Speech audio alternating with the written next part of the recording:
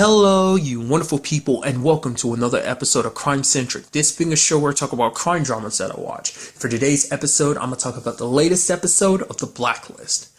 So in this episode, obviously, last week's episode, Raymond ended up getting the name of the person from Natalie that basically put her up to killing his accountant, Zach, and obviously he gets another person, one of his other people, a courier of his, gets killed, and basically he's like, oh yeah, the person that's behind this is a lady named Isabella Stone. Essentially, she's a very interesting blacklister because essentially she is a character assassin that basically she does anything and whatever she needs to basically destroy a person's reputation. She comes after their reputation by any means necessary. She goes after very powerful people. And it seems in particular she has taken a liking to Reddington and has basically been destroying his enterprise, basically attacking like his money as well as his other, like his operations, kind of interfering with certain things. Because there's the guy that he's helping out in this episode. She frames him up hard, dude. Like obviously he's downstairs, at the, tables gambling and stuff like that. And the fact is that his wife, gets strangled. Basically, Isabella dresses up like her, goes downstairs, kind of starts an altercation, basically to set the scene, and then takes him back up there because basically gave him a sedative and knocked him out, put his hands around her throat. Like they did a crazy good job of setting him up, and because basically he's kind of a long time companion of Red's, because the fact is that he kind of runs a lot of the shipping operations for Red, so he knows a lot of intricate details to his business and stuff like that. So obviously taking him out of the picture, do a mighty blow against Red. I mean, it's not even just there. In this one episode alone, she ended up hitting 3 people that Reddington works with, all different ties to him. I mean, the final guy, I think his name was Justin, he doesn't really have any heavy ties to Reddington. The fact is, Reddington gives him money, but it's not for like nefarious things or like, oh, Justin has to do something for me. It's like, no, he believes in Justin and wants Justin to do, great things, essentially. So he even goes as far as being like, Justin's kind of like one of the actually closest thing to very, very good people, he could possibly know. It's very interesting when you end up finding out who she really is. Her real name is Judith. Apparently her husband was in a circumstance of like, he was basically back in the 90s or whatever, kind of caught up in a pyramid scheme type of situation. And obviously he took the fall for it. She believed him to be 100% innocent. No one else did. And so that led him to being in jail for 10 years. Sadly, he was killed in prison by another inmate, and so basically that's why she started this whole situation. She's going after people that she definitely knows are bad. It's kind of to kind of bring justice to the world. It's like her husband, who was an innocent man, was framed and killed in prison, but now she's trying to bring justice to the world, taking down people that she knows are definitely bad. In Reddington's case, being a big time criminal, so it's almost like an avenging angel type of situation. And it's kind of interesting that that's her motivation, because it's like, I mean, like part of me was thinking like, oh, she just enjoyed doing what she's doing. It's like, no, I mean, yes, there's some satisfaction just because it's like for her, she feels like she's doing the right thing. Because that's why she won't, like, obviously when they catch her later on, that's why she's not willing to turn. Like, she's like, oh, you guys are after Reddington. I'm doing your job for you. I'm helping you take down basically a bad criminal and whatnot. Because, like, no one really knows about the whole Red working with the FBI, because that definitely would have changed things a lot, I'm sure, if Isabella had found out about that. But it's just interesting to me that was her motivation, because I thought, like, legitimately, she just did it for her own reasons. Like, I mean, obviously, the Reddington, that wasn't just like she obviously wanted to take him down, I'm sure, but the reason why she specifically targeted him and probably had her eyes set on him, maybe she always had her eyes set on him, but it's specifically she was hired to take him down. Obviously, she's not saying by who. Once again, I brought it up like last episode. It's like, I'm still waiting for it. I know Kate's gotta be behind. That's where my mind is. Maybe it's going to turn out to be someone else. I mean, maybe it's going to turn out to be someone else who's working for someone else, who's working for Kate. Like, she's been gone for too long since she got away from that, like, left that dude who was like, somewhat keeping her captive. Obviously, he was talking about the fact that he didn't want, government or the people that were who left her in that state, getting part of his business. Still not 100% sure what the hell that business is. Maybe it really wasn't anything. Maybe it's that type of guy that was like, I want to be away from people. I don't want people being nosy in my business. I just want to be left alone. Maybe he's not doing necessarily anything illegal because it hasn't come back up. But it's like, we have not seen Kate for a very long time. So it's like, who else would know how to strike at Reddington the way Isabella has come after him, going after especially because she's like, oh, this person, her boss gave her all this strong intel. Like, that's what she was telling to Justin, because Justin's like, oh, no, you got this all wrong. You don't have any proof of that. She's like, no, basically she's got a really good source that's like, oh yeah, like it's 100% true. And it's like, Kate knows Reddington's operations better than anyone, even the guy that like who works with his shipping and everything. Even then, because Kate was kind of his, she was his cleaner, like she was always like a close associate. So, and I wouldn't even just say associate, she was a close and dear friend. So like, this has to be her getting revenge. And I'm like, if it turns out not to be Kate, I will be shocked, because I wholeheartedly believe it to be her. Like, I feel like there's literally no one else it could be. Not saying Reddington doesn't have enemies.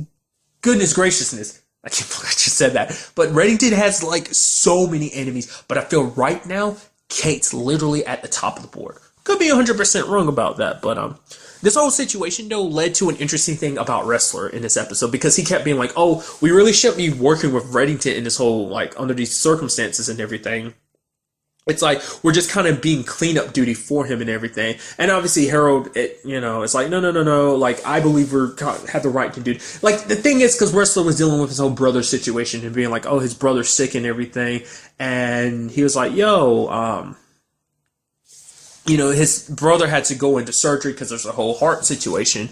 But, Wrestler kept having to push it off going to see his brother, because it's like this whole Reddington situation. It's like, he's like, if they were doing something good with their work, if they were helping out, doing something for the greater good, fine, he wouldn't feel as bad. But the fact is that they're helping a slimeball like Reddington. Like, I think more recently, it's become clearer and clearer. Like, he's never really been a big fan of Reddington, especially the way Reddington does things. But the fact is that lately he feels like, it's not even just him, even Harold brings it up. It's like, lately we've been nothing but your lapdogs, cleaning up messes that you want us to fix for you. Like, that basically, you give us these blacklisters and everything. Sure, that's, for the greater good and everything, because Isabella needs to be stopped anyway, because she's hurting a lot of people, because the fact is with her, you take that dude's wife, like, she was collateral damage just for the whole point of setting him up. There's like, she didn't care about who she needed to hurt to do what she needed to do. So there's no such things as casualties in her wars. And,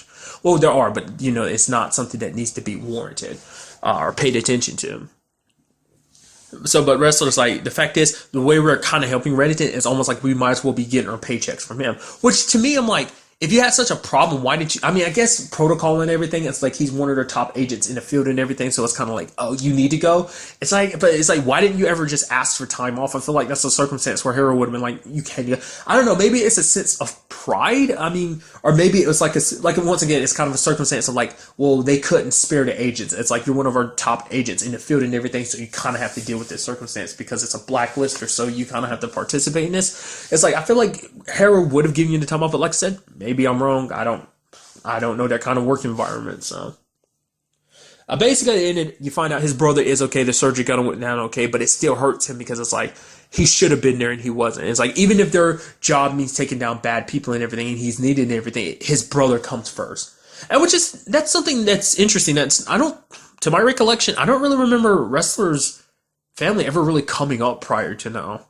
I don't know if this is the first. Obviously, the furthest we've ever had to deal with his family has been like his ex-wife that, at one point earlier in the series, obviously him and her were kind of working things out again and kind of they were dating again, but then she died. So, it's just a situation where it's like, I'm sure it's going to turn into a thing too. It's like Wrestler's kind of tired of crossing boundaries. He's even talking to, later on when basically they were at a storage unit and Liz broke into it, and he's like, no, I'm not going to do that. She's like, you're crossing lines for Reddington. You literally just got your job at it. She's like, yeah, but because of Reddington. So it's like, yeah, she has her problems with Reddington. Even she was like, at the beginning, she's like, I'm glad you at least admitted that the fact is matter is you're giving us this blacklister because it's affecting you. Normally, you kind of beat around the bushes, like you're being very upfront about it. She's like, I appreciate it. But even then, it's like, she has her problems with Reddington. She always has, but the fact of the matter is he's done good by her and her family. Obviously, the whole trying to get away from it and everything, but still, I think, and I guess you could argue maybe it's Liz's need to feel indebted to him for getting her job back and just, like I said, being there for her and everything. But I think also, I mean, whether she's 100% aware of it or not, I think it's also because she does care about Reddington. Like, she legitimately does. Like I said, I'm sure that's definitely going to be something that's going to not be completely dead. I'm sure that's going to pop up soon enough at some point. But like I said, even Harold kind of confronted Reggie about it. It's like, no, you don't get to tell us to do it. Oh, you want to talk to Isabella. You want us to tell you the moment she gets in. It's like, no, we're not doing that. We're not doing your lap work anymore. Yes, you help us out and everything, but that still doesn't, justify us doing the things we do. Because there's people telling me this is kind of a bad idea, and like I 100% agree with them. Both people that work underneath me and people who work above me. Reddington wasn't trying to hear and hung up because basically he tried to break his friend out, but it didn't work out, and his friend ended up dying from it. Well, Reddington left him a gun. He's like, he wanted to bring him, but it's like they couldn't because he would have slowed them down. They wouldn't have been able to get away after, Reddington breaking him out and everything. So, but all Reddington hears is a pow. So, I mean, the guy killed himself. I mean, in some way, you kind of be like, well, at the very least, he's with his wife. It's kind of the thought process I had on it. So I was like, that kind of sucks because you see like so much hurt in Reddington's eyes. Like he didn't want to leave him behind. He didn't want things to go out that way. He wanted to get his friend out. Because the reason why he didn't break him out because it's like, oh, he's worried about his friend talking. It's like, he's loyal. He'd never turn on me. But he's like, he was worried about what they would do to him to get him to talk. It's like, so he wouldn't want his friend put through that. So, and Dembe ends up saying something where it's like, Dembe's like, the fact is, Reddington, you've been getting closer and closer to danger as over the years, especially over this past year. And it's like, everyone around you is dying, Because basically going to bust that dude out wasn't the best idea. Maybe they shouldn't have gone. Maybe things would have been better off if they just kind of let things play out a certain way. But, like I said, the whole conversation last episode, Reddington's like got that smell of death around him. And now it's just kind of like, now it's a situation where you I'm sure Reddington's looking at it like, he's probably been always content with his own existence. But now it's like, everyone he's cared about is slowly, whittling away around him. Like everyone that's close to him, a partner, someone he might consider a friend, are all dying around him because of whoever it is that sent Isabella after him. So he's definitely like, hey, at the end of the episode, we see him getting ready to interrogate her. He's like, oh, because he broke her out of police custody because she was being transported, but him and his men hijacked her. And he's like, okay, Isabella, like I said, her real name's Judith. We need to talk. Now, another thing that popped up this episode is Tom's dad. I think his name is Howard Hargrave. Basically, he died in a plane crash, which I guess, he started looking into Susan, found out a lot of stuff about her and everything. So he was really aware of who his dad was beforehand. He probably looked into him, but never, said anything. Interesting thing is his dad is played by I'm trying to remember the actor's name. I think it's Terry O'Quinn. It could be simply Terry Quinn, but I think it's Terry O'Quinn. I could be completely wrong. Locke from Lost. I was like, oh, that's kind of interesting.